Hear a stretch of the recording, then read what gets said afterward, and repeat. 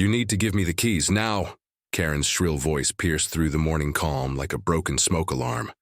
I blinked at her from my front porch, coffee mug still in hand, wondering if I was somehow dreaming, or if I'd accidentally wandered into the filming of a reality show for crazy neighbors. But no, this was real. Karen, my entitled HOA-obsessed neighbor from 2 doors down, was standing in my driveway in full meltdown mode, finger jabbing at my bright red Corvette like it had personally insulted her. Her oversized sunglasses were perched crooked on her face, and she was waving around a manila folder like it contained the 10 Commandments. "That car is mine," she screamed. "It's listed under my property records. The HOA confirmed it." Behind her, a few neighbors were gathering on the sidewalks, whispering and peeking from behind hedges. Some of them had phones out. "Fantastic. Karen," I said slowly, "that's my Corvette. I bought it. I have the title, registration, and I've had it parked in my garage for the last 2 years. What are you even talking about?" She marched up the driveway like she owned the place, which, according to her warped mind, she apparently thought she did. "I'm calling the police," she snapped. "This is theft. You stole my vehicle and I'm not leaving without it." I blinked again. "You're calling the cops on me for stealing my car?" "I already told the HOA," she added, practically foaming at the mouth.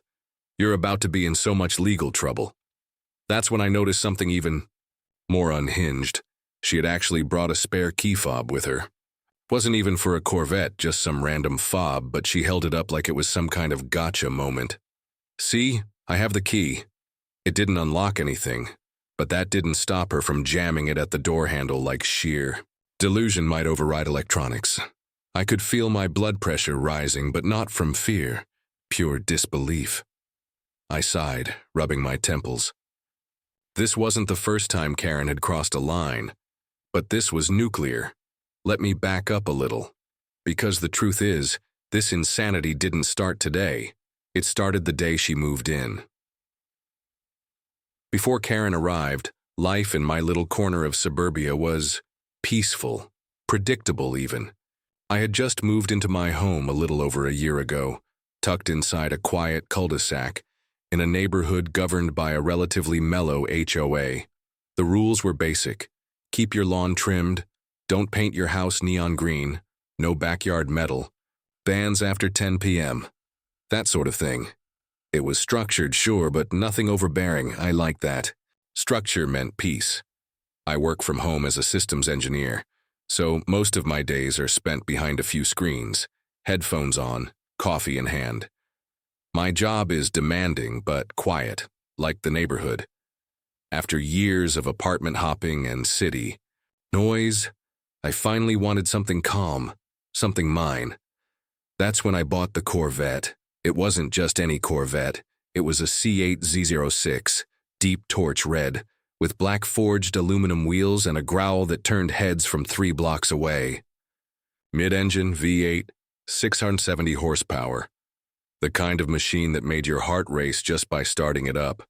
I had saved for years, scrimped, sacrificed, said no to things I wanted, just to afford that car. It wasn't a toy.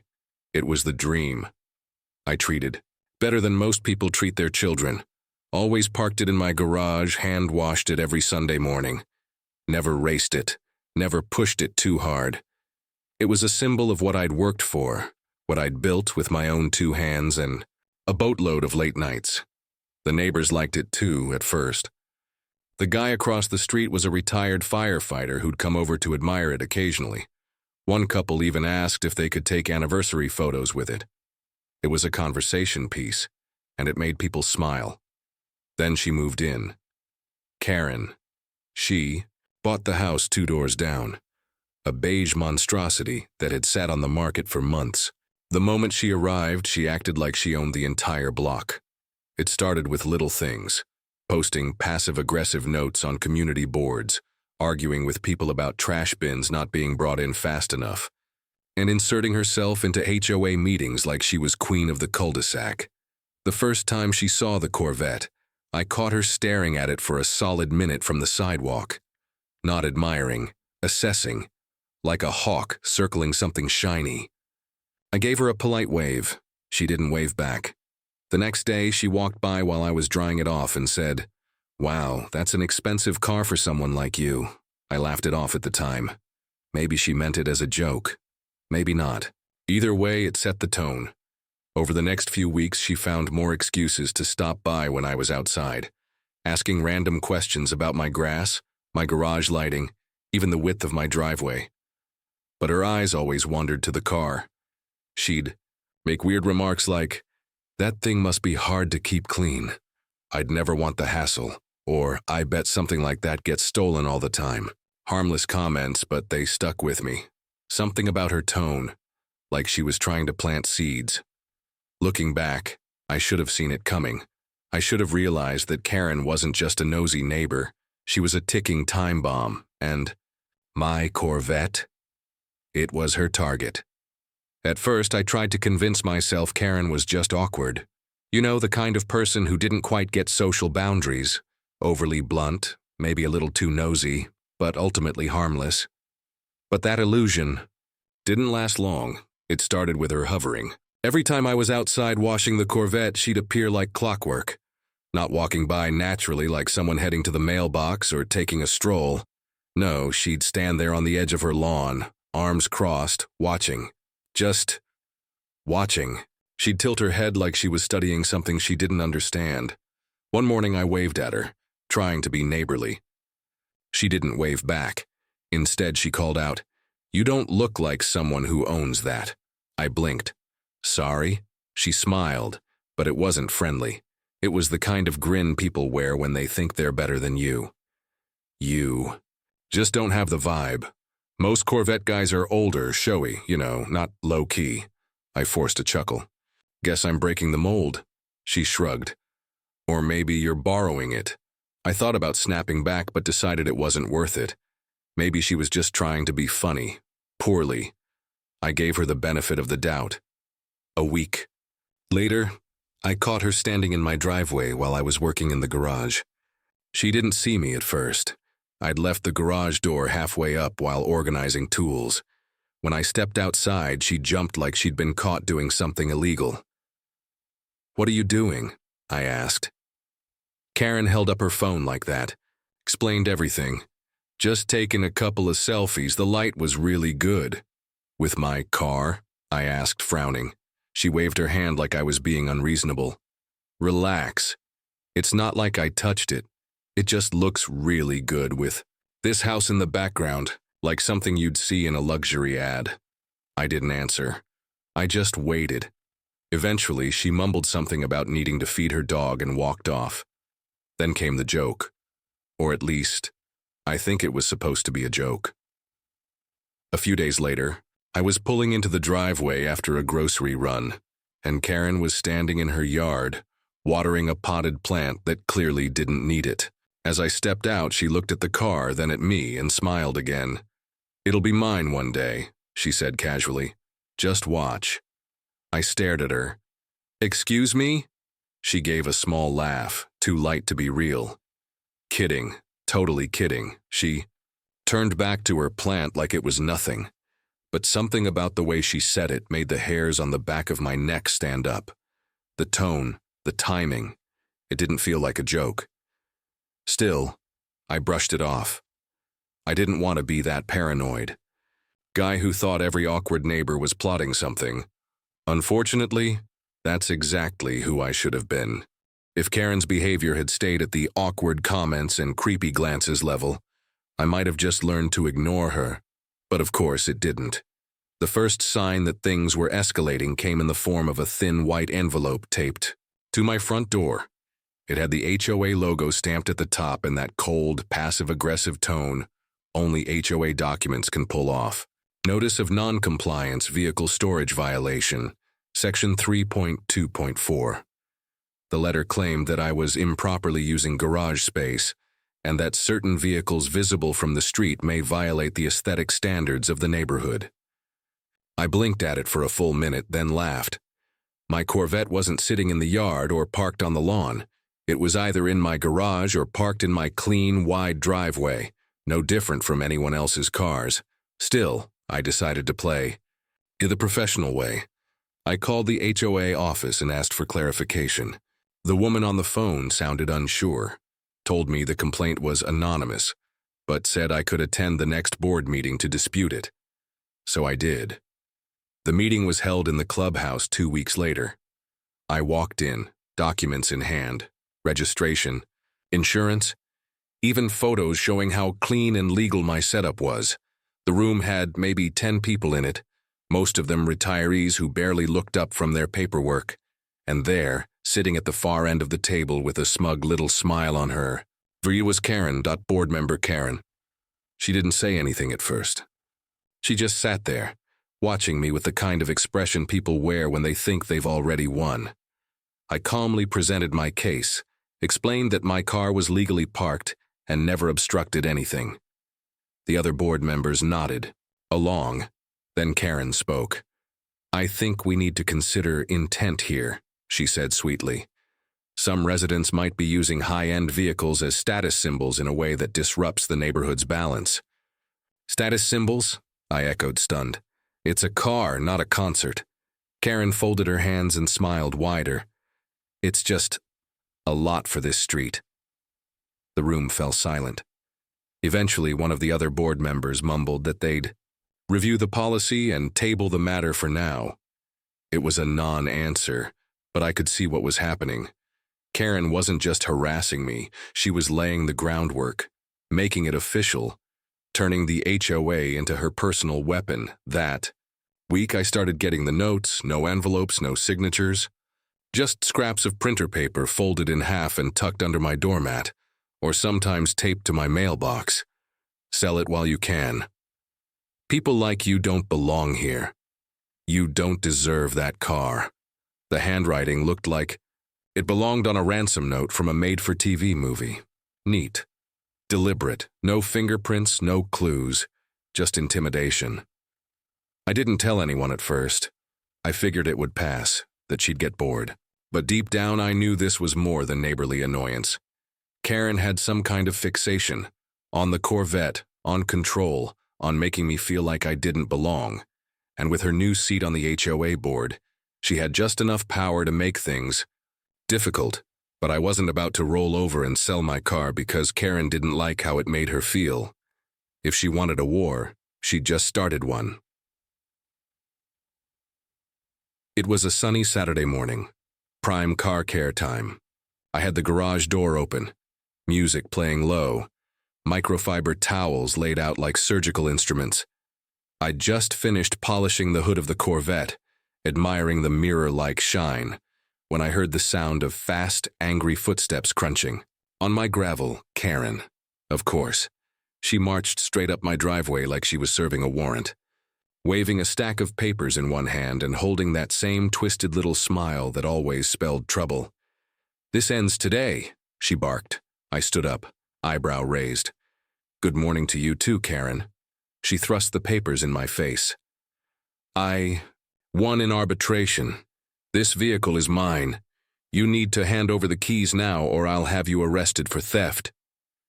For a moment, I thought she was joking. I actually laughed, loudly. "What are you talking about?" Karen's eyes narrowed. "The HOA reviewed my claim. Your car violates community guidelines, and after review, it was decided I should take ownership. I filed for property reassignment." I blinked. Property reassignment isn't a thing. That's not even remotely legal. She slapped the papers again. "It's all in here. You refuse to comply with the neighborhood vehicle standards. The car is considered a nuisance asset. I submitted a claim through the HOA conflict board, and they didn't dispute it. That's legally binding." "That's not how any of this works, Karen." She jabbed a finger at me. "If you drive that car again, you'll be in serious legal trouble. I've already filed a report. You'd better think twice." I looked over the paperwork she'd brought. It was a half-filled-out HOA complaint form stapled to a printed copy of an email from the board president saying they'd look into the matter. Nothing official, no legal decisions, no signatures, no court orders. "You seriously think you can claim my car?" I asked, dumbfounded. "I'm not thinking it," she snapped. I already did. By now, a few neighbors had started trickling out. The older couple across the street was watching from their porch. A teenage kid stood on the sidewalk recording with his phone. The whole neighborhood was getting front row seats. "I'm calling the police," Karen said, taking out her phone. "You've got a stolen vehicle in your driveway and I'm reporting it." I took a deep breath, trying to remain calm. "Karen, I have the title, registration, insurance, everything. It's my car. You calling the police is just going to embarrass you." But she wasn't hearing it. She was already dialing, and she put the call on speaker for full drama. "Yes, I need to report a stolen vehicle," she said. "It's parked in my neighbor's driveway. It's a red Corvette. I'm the legal owner, but he's refusing to return it." I looked into the camera phone of the teenager filming from the sidewalk and gave a slight shrug. What else was there to do? The situation had officially gone from annoying to unhinged. Karen stood there triumphant, still gripping her stack of worthless documents like they were sacred texts. Her foot tapped impatiently on my driveway. The police were on there. "You and I was just trying to decide whether to get another cup of coffee or popcorn, because things were about to get really interesting." About 10 minutes after Karen's dramatic 911 call, 2 squad cars rolled up to our quiet cul-de-sac, lights flashing, radios crackling, tires crunching on asphalt. By now, at least half the neighborhood had come out to watch. Some stood behind, their hedges pretending not to gawk. Others had lawn chairs. One guy had popcorn, actual popcorn. Karen lit up the moment the first officer stepped out. She rushed over like she'd just spotted her favorite cousin at a wedding. "Officer, that's the car, my car. He's refusing to hand it over." The officers, a middle-aged woman and a younger guy with a clipboard, shared a quick glance. The older one, clearly the lead, stepped forward. "Okay, ma'am, let's take a breath. Can you explain the situation calmly?" Karen nodded way too fast. "Yes, I filed a property reassignment through the HOA. That car violates the rules. I submitted paperwork. I'm entitled to it. He's keeping it illegally." The officer turned to me. "Sir, can we see proof of ownership for the vehicle?" Of course," I said, completely calm. I walked into my garage and came back with a folder. Inside, the original bill of sale from the dealership, the title in my name, insurance documents, registration, and a printed photo of the VIN number matching. Everything. The officer flipped through the papers, taking her time. Karen was visibly fidgeting now. "He forged those," she snapped. "Those are fake. He's trying to trick you." I tilted my head. "Then maybe you should explain this." I walked over to the corner of my garage and tapped on a small black box tucked beneath the motion light. "Security camera," I said. I pulled out my phone and opened the app. The footage I had queued up was crystal clear. Karen creeping around my driveway late at night. Karen peeking into my garage while I was away. Karen leaning against the car, wiping her fingerprints off the door handle with a tissue. And the best part, Karen dragging a rock along the bottom of my driver's side door, then snapping. A photo of the damage. I turned the phone around and let the officers watch. Karen's face drained of color like someone pulled her battery. That's not what it looks like," she stammered. The male officer leaned in. "Ma'am, do you have any legal proof of ownership?" She quickly pulled out a folded paper from her bag. "Yes, right here." The officer took it. He held it up to the sunlight. Then he frowned. "This looks off." He turned to his partner. "This is a scanned DMV title with a name crudely pasted over the original. There's no watermark, no embossed seal, and it says the car is registered to a Karen Justice, but the address is fake." "Ma'am," the officer said, stepping closer, "you're being recorded, and right now it looks like you submitted a forged title document and filed a false police report." Karen's voice cracked. "No, wait, I thought it would. He doesn't deserve it." That's when the second officer quietly walked behind her, pulled out the cuffs, and recited her rights. Karen screamed as they walked her to the cruiser. "This isn't over. You'll be sorry. That car should have been mine." The officer closed the door behind her and turned back to me. "Sorry about all this, sir. She's being charged with filing a false report and attempted fraud. If she's harassed you before, you might want to consider a restraining order." I looked around at the gathered neighbors, some shocked, some trying not to laugh. "Yeah," I said, "that sounds like a pretty good idea." And just like that, the power flipped. The only thing louder than the V8 engine in my driveway was the sound of justice. After the handcuffs clicked and Karen was driven off in the back of that cruiser, you'd think the drama would end there. It didn't. But this time, the power was finally shifting my way. Within days of her arrest, Karen was suspended from the HOA board pending investigation, which is HOA speak, for we need to quietly distance ourselves before the lawsuits fly.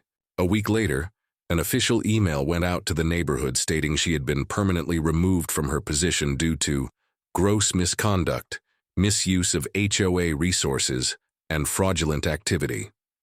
No details were given, but let's just say, word got around fast. I wasn't the only neighbor she'd targeted. Turns out Karen had filed noise complaints, landscaping violations, and even fence height objections against half the street. Her vendetta against me just happened to be the one she took too far. And I wasn't done. First, I filed for a restraining order. Between the late-night stalking, forged documents, and vandalism to my property, the judge had no trouble granting. Karen was legally barred from coming within 100 yards of me, or the Corvette. Second, I sat down with my lawyer and began filing a civil suit. Harassment, defamation, attempted fraud. The whole package. We were going after emotional distress, legal costs, and property damage from the scratch she left when she keyed the car. My lawyer smiled when he saw the security footage. "She's going to settle," he said. "She has no choice." But the icing on the cake, the HOA board changed. After the embarrassment of Karen's meltdown went semi-viral thanks to the teenager's footage on TikTok, 1.2 million views and counting, the other board members couldn't pretend it hadn't happened. A special meeting was called. Several old members resigned. The new leadership reached out to me directly to apologize. "We had no idea things had escalated that far," the new president told me. "We'd like to review and revise some of our enforcement policies. And your Corvette? It's a beauty. We've removed any mention of it from your record." Music to my ears. And then, like the cherry on top of a sundae I didn't even know I'd ordered, Karen's house went up for sale. No announcement, no farewell barbecue. Just a quietly posted sign, a locked door, and a moving truck 2 weeks later.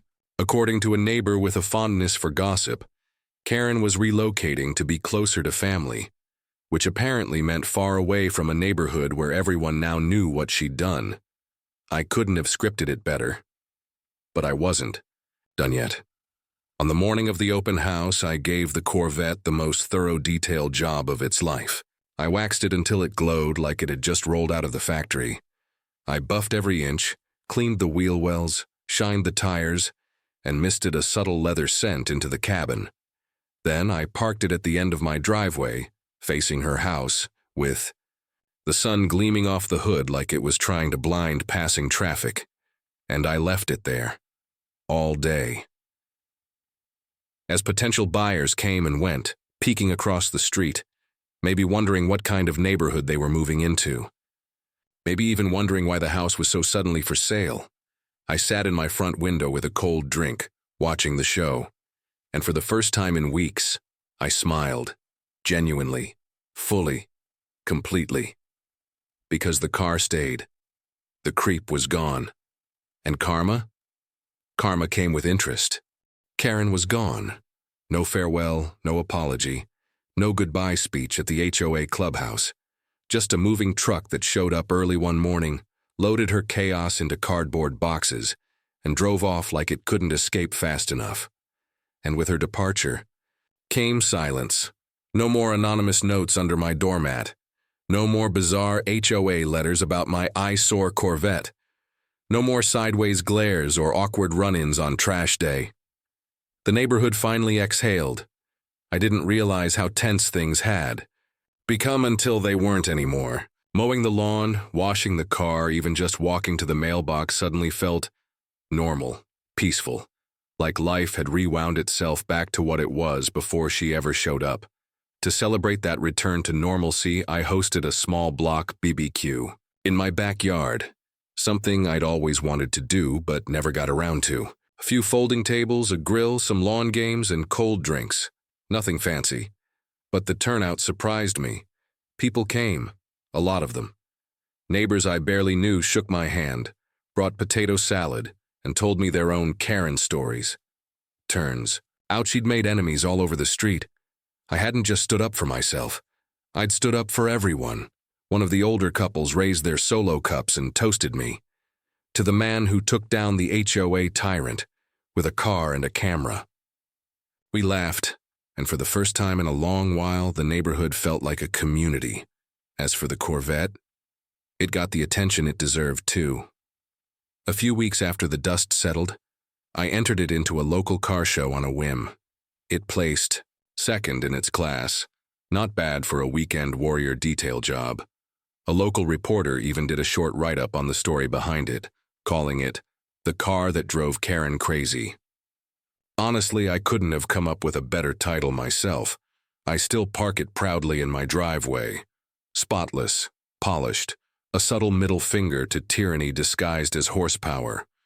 Funny how something so petty became the thing that got Karen arrested. Just when I thought the saga had ended, a beige envelope arrived in my mailbox, no return address, no stamps, just my name typed awkwardly on the front. Inside, a poorly photocopied legal form, half filled in pencil, claiming I owed Karen for emotional distress, loss of status, and, you can't make this up, reputational damage due to car-based harassment. That's right. From jail, Karen was trying to sue me.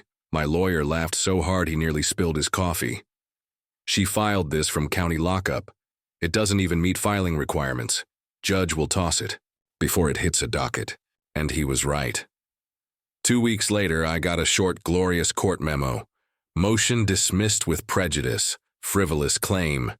Karen's final Hail Mary had flopped harder than her fake title documents. I folded the notice, tucked it into the Corvette's glove box, my personal little trophy, and slid into the driver's seat.